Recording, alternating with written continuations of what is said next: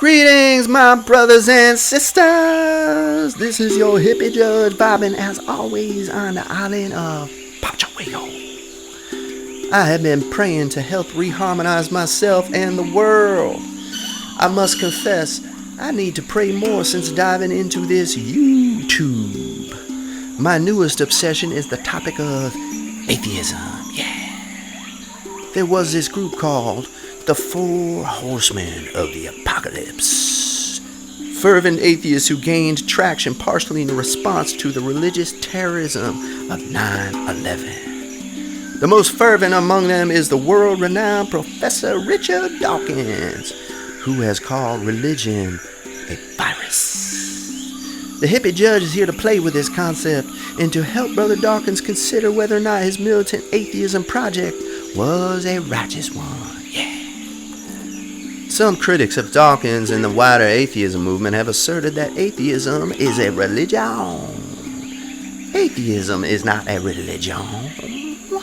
The great Professor Dawkins is correct about this. Atheism is no more a religion than vegetarianism is a religion. Eating vegetables ain't a religion. It's just a dietary choice. You know what else isn't a religion? Theism. Nor is scientism, polytheism, or individualism. These isms are not religions, just foundational presuppositions about the nature of reality and morality. But once vegetarians start to unite and convince others to make the same dietary choice, now you are in religious territory. And so it is with atheism. So what is a religion? French sociologist Émile Durkheim defines it this way. Religion is a unified system of beliefs and practices relative to sacred things.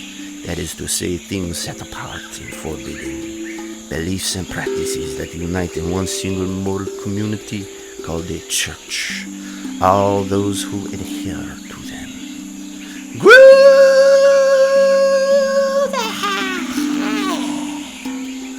This definition suggests that it's more than your presuppositions that make the religion, but how those presuppositions interact with a broader community who share those presuppositions, and how you relate to those who do not.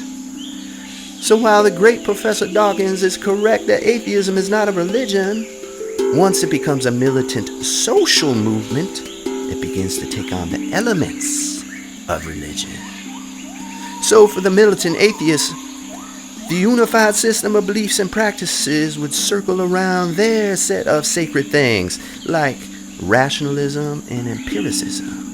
Groovy! I dig those things, yeah.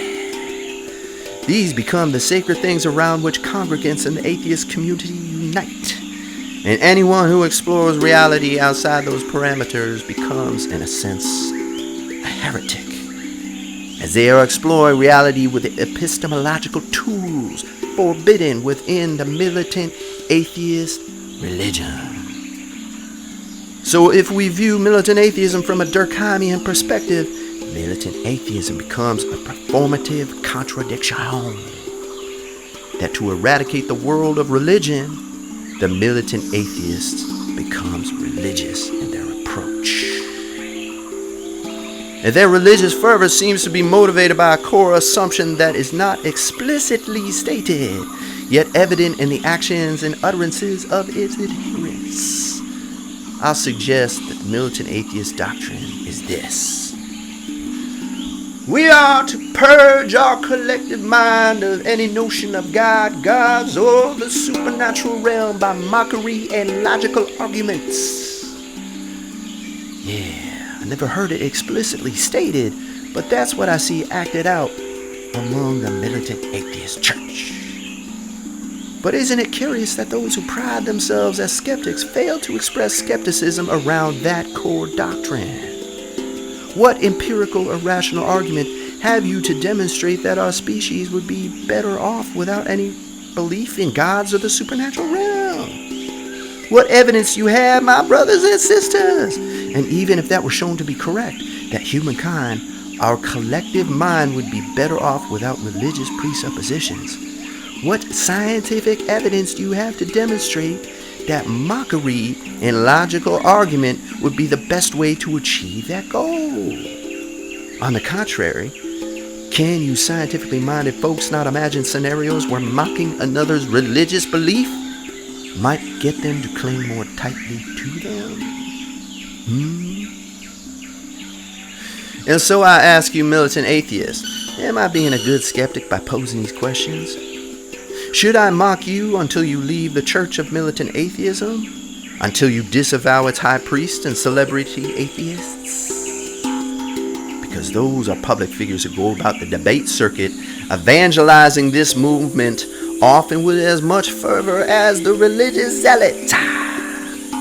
Those high priests of atheism who write the books and hymnals and grow their congregation, and from their sermons come their converts and devotees, some of whom create YouTube channels devoted to the Militant Atheist Project. They even take tithes from their flock.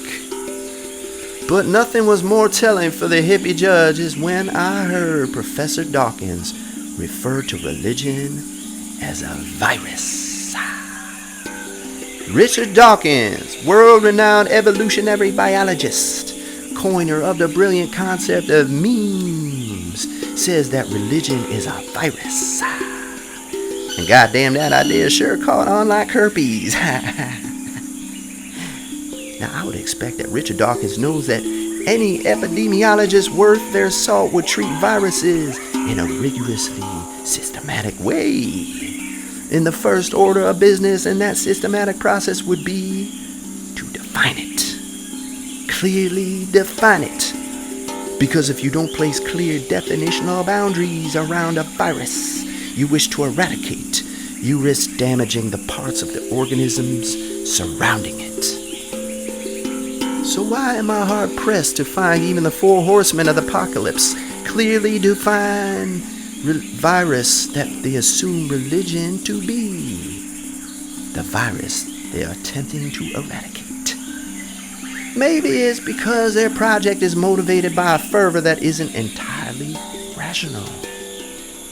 Which makes sense to the hippie judge, because human beings aren't entirely rational beings. That, my brothers and sisters, is a scientifically verifiable fact. So why would the militant atheist assume that once we purge the collective mind of God and the supernatural, human beings would transcend into pure rationality?